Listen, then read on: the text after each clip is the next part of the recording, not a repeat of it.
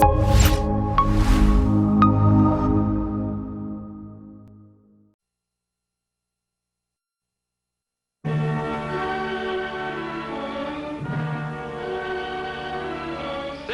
for Star Playhouse presents Dick Powell,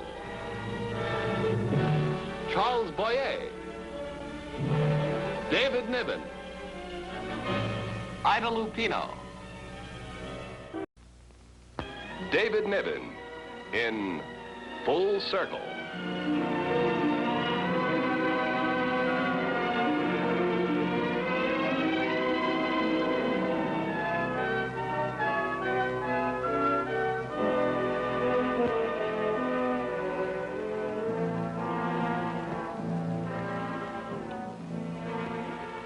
Beautiful. Ronald, what are you doing here?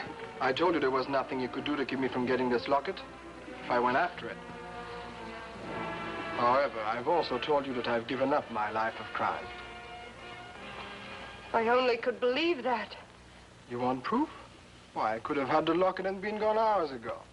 Simply by using this. If that's what I was after. But I've been waiting for you.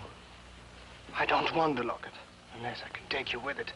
Well, if those are the only terms, what can I say? Take the locket, darling.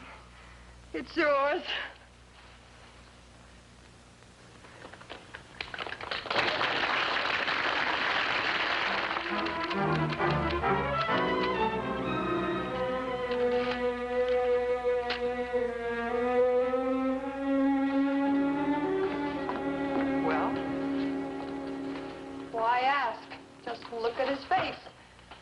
Faraday wasn't too bad, but Maxwell, oh, brother. Well, Faraday liked. I didn't say liked, just willing to coexist. Let's see. Yeah, the rest aren't out yet. What difference does it make what the rest of them say if Maxwell... How bad is it? Hey, this isn't too bad. Well, listen to this. It is difficult to say whether the performance has reached such depths because a ridiculous script dragged the players below their mediocre ability, or whether a weak cast made a bad play look worse, or finally, whether bad direction underlined the basic faults of both actors and author. Suffice it to say that everyone concerned compounded the felonies committed by everyone else. Well, now, turn to the want-ads. That's required reading for us after that. All those weeks of tryouts and rehearsals and changes. And in 1/2 hour, Mr. Howard Maxwell clubs the whole thing to death. Well, kiddies, it's been great knowing you. But now that it's over, I'm taking this bloody and very tired head home to its pillow. I might as well go home, too. Want to share a taxi, Terry? I'm not going home yet. What are you going to do? I don't know. One thing's for sure, I couldn't sleep. I bet Mr. Maxwell is sleeping, though. Like a log. With our blood on his hands. That wouldn't bother him. No, nothing would bother Mr. Maxwell. Or would it?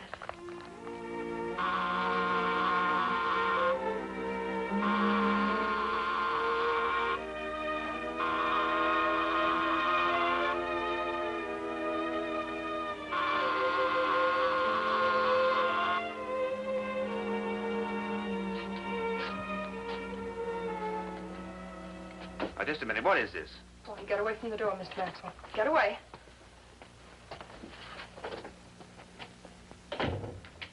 Well, I suppose you recognize me. Oh, yes, from that mishmash last night. Get away from that phone. You know why I'm here?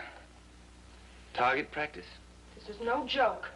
I quite agree. Being woken up at this hour of the morning is not my idea of fun, either. I've read your review. What right have you to stand in judgment? To ruin our careers? Do you have any idea how much time and effort went into that play? Well, you might thank me for trying to prevent such a waste in the future. A waste, is it? Just because you say so? everything about the play's bad because you say so. Well, you could be wrong, couldn't you? You never make a mistake? On the contrary, I often make mistakes. But I never make a mistake quite so bad as the one made by the producers of Geraldine's necklace. Look, this is no time to be discussing the drama. Why don't you run along like a nice little girl? If you have anything you want to get off your chest, write an indignant letter to my editor. You persist in taking this very lightly. Well, maybe you won't think it's so funny when the papers carry the report of how an actress tried to kill herself in your apartment because you ruined her career. Oh, this is almost as bad as Geraldine's necklace. You don't believe I'll do it? No, I don't. Why? Because you're such a thoroughly unconvincing actress. This is no act. I'm going to kill myself. I remain unconvinced. Well, you'll find out. First, you're going to listen to what I have to say. I know exactly what you're going to say. You're going to say that I'm callous, conceited, cruel, brutal, unjust, and opinionated. Well, am I wrong? I hate to admit this because there's something rather intriguing about being considered a really nasty man. But if the truth were known, I'm a terrible softy. Well, you don't think anything of destroying the lives and careers of anyone who doesn't happen to fit your particular specifications? I just express an opinion, that's all. Your opinions have the power of an atom bomb in the theater, and you know it. You can a play, and it doesn't have a chance. Oh, blame the theater, not me. Whatever's wrong with the theater is not going to be put right by praising bad plays. You feel no responsibility? To whom? To me, for one. My big chance in the theater, and you ruin it just because you don't like the way I act. Ah, that cuts both ways. Now, supposing I'd say that you had a great talent, would that be unfair? No, Oh, why? because I do have great talent.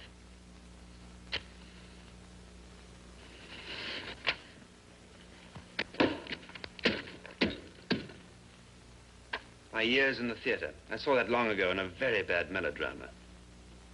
Ha. I was convincing. You were afraid of what I was going to do. No, I just don't like people playing around with firearms, that's all. They'd have to go off. Sorry I spoiled your big scene.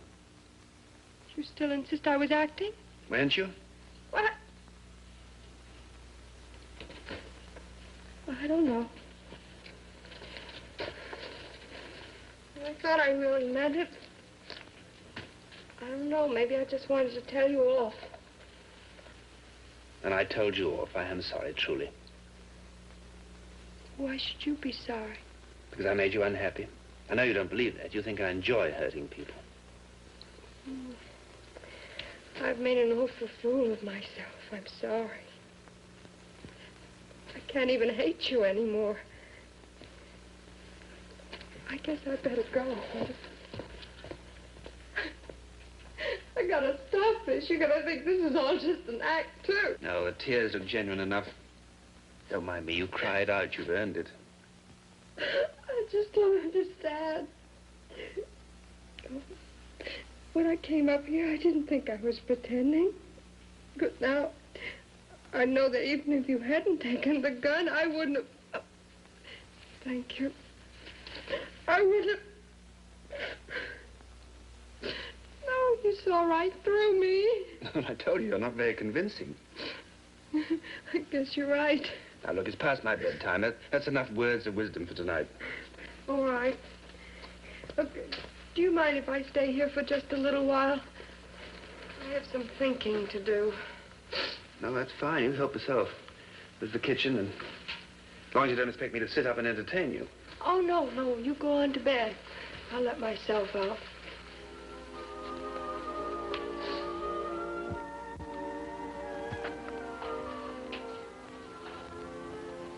Pleasant thoughts.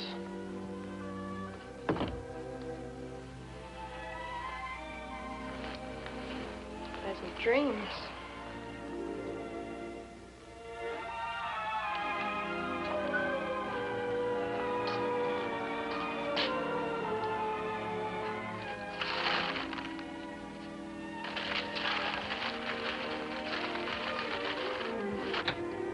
Good morning, Mr. Maxwell.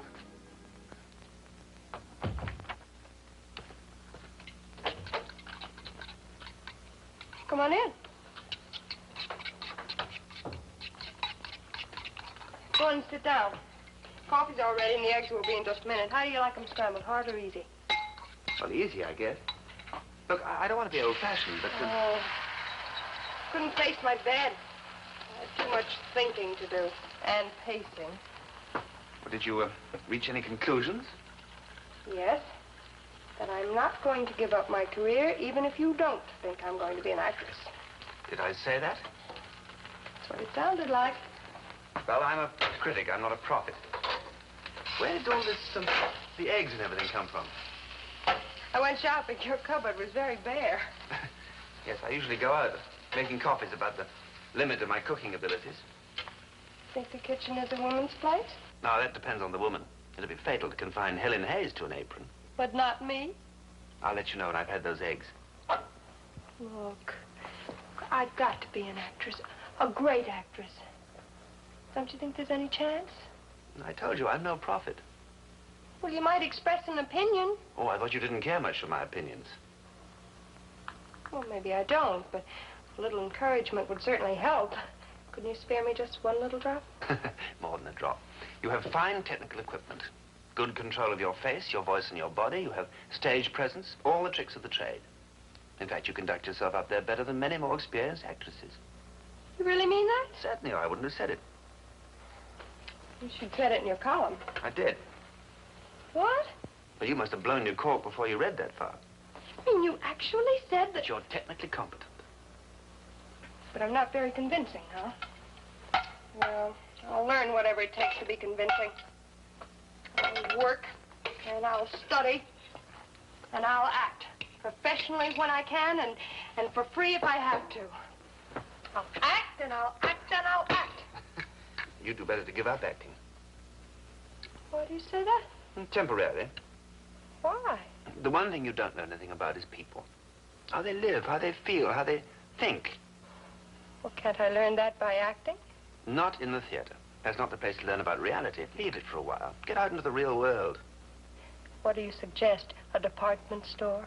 Doesn't matter very much as long as it brings you face to face with substance instead of shadow. Well, I guess Gibbs was right. The want ads for us. I might as well get at it. You know, we're closing on Saturday. I know. Can I take that? What? The want ads. Oh. I want to see if there are any openings in the Howard Maxwell School of Acting.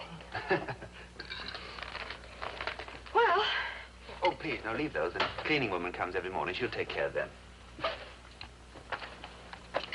Thank you for my wonderful breakfast. Oh, all right. Well, thank you for everything, Mr. Maxwell. For everything? Well, your patience and your advice won't be wasted, I promise you. Oh, good luck. You know, some of these don't sound so bad. Might be kind of interesting. I'm glad you think so. Oh, it's so funny. When I came in here last night, I thought that I hated you more than anyone else in the whole world. And now... What? I don't know. Guess I better go. Hope it didn't compromise you.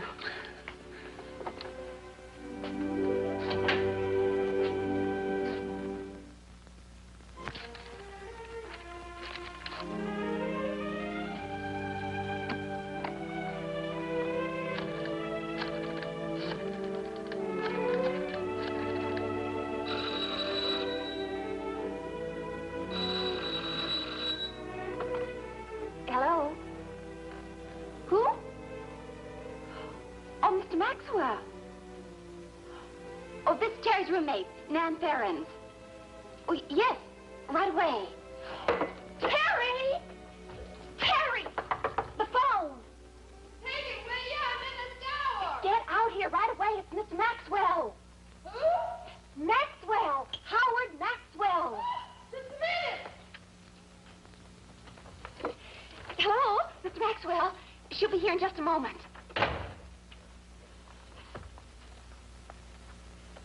Hello? How did it go today? Well, better luck tomorrow. Hey, listen, the reason I'm calling is you left your pistol here this morning. Thought maybe in case you wanted to make a few other calls or rob a bank or something. Oh, thank you. Yes, we could meet someplace. For lunch? Oh, that would be very nice. Yes, of course I have. If you really want to know my views on acting, you ought to read my reviews. Oh, I do. I never miss them. Oh, you didn't sound like one of my admirers last night. Well, I never miss the obituaries either, but that doesn't mean I admire death.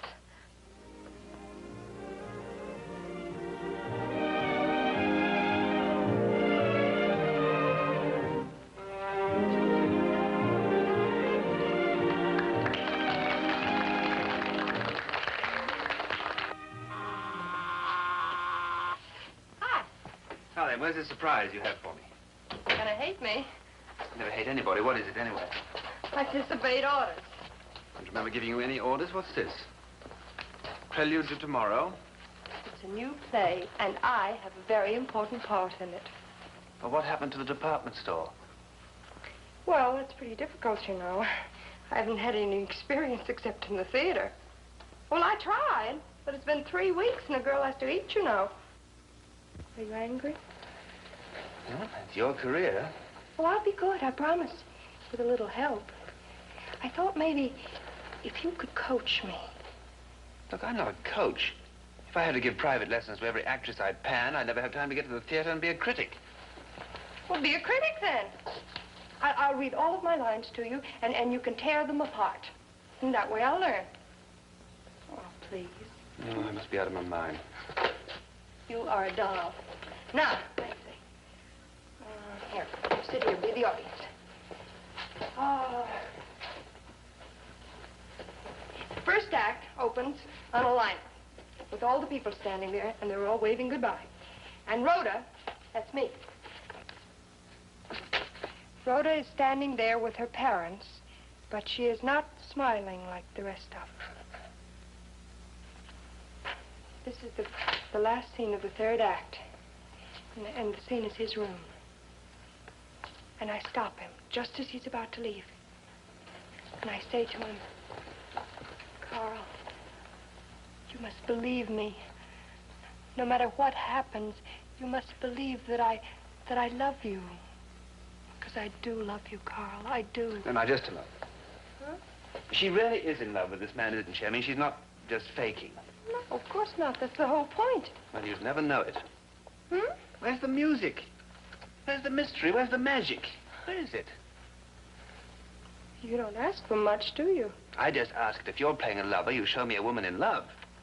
Have you ever been in love? Yes. Well, then be in love when you read the line. Speak to the man you really love and you say, I love you. I love you. No. Do you really think anyone would believe you when you say, I love you like that? Well, they should. It's true. I do love you. What? I said I do love you. It's not in the play. I mean it. I'm talking to you. Well, I'm sorry it's so hard to believe. You trying to tell me that... Is it so strange that I should fall in love with you? For the first time in my life, I've got nothing to say. Are you angry? How could I be angry? It's so hard to believe. Perhaps you don't believe it because you don't want to. Maybe that's why I seem so unconvincing. How did it happen? Who knows?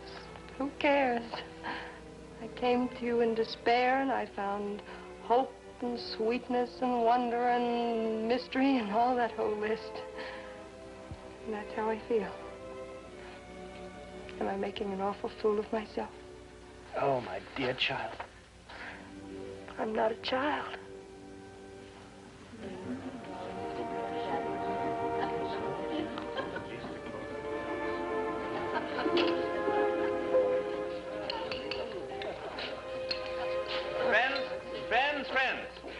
Friends, strangers, gossip peddlers, lend me your spotlight. I come to bury the bachelor, not to praise him. As some of you may have guessed, this is an announcement party. Oh.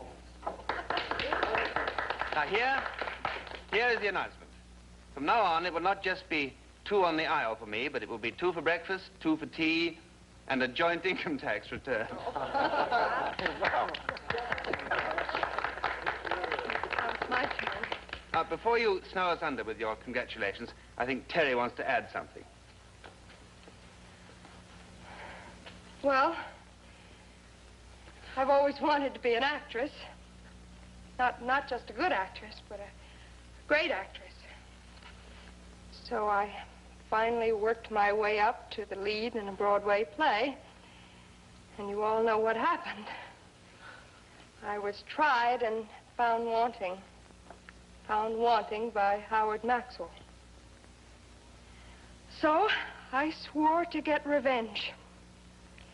But I wanted more than revenge. I wanted vindication.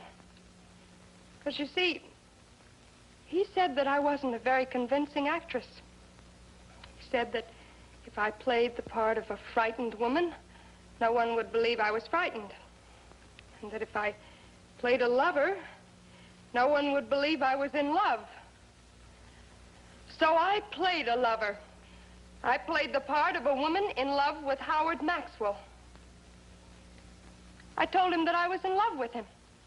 And he believed me. He even asked me to marry him. Well, I wouldn't marry him if he were the last man on earth. But you heard him. You're all my witnesses. I played a part and I was so convincing, I convinced the most exacting critic. I convinced Howard Maxwell.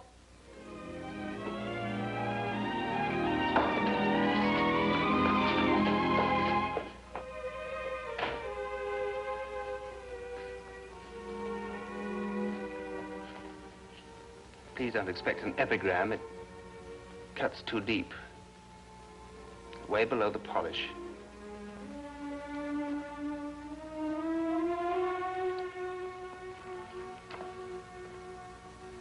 I just don't understand it. This is what I wanted. Why don't I enjoy it? Because you're a dope. No. It's too cruel. All of his friends were Oh, there. did he worry about you when he put the dagger in your inside? Look, that's his job. And this is your job. You're an actress. He threatened your career. You defended it, justified it, proved yourself. That's what I keep telling myself. That's what you keep telling me. That's where I got it. Don't you believe it? Yes, but... But what? I keep wondering, if this is victory, why does it taste so bitter? Because you're a dope. Or did I say that before? You did. Shall I? Yes.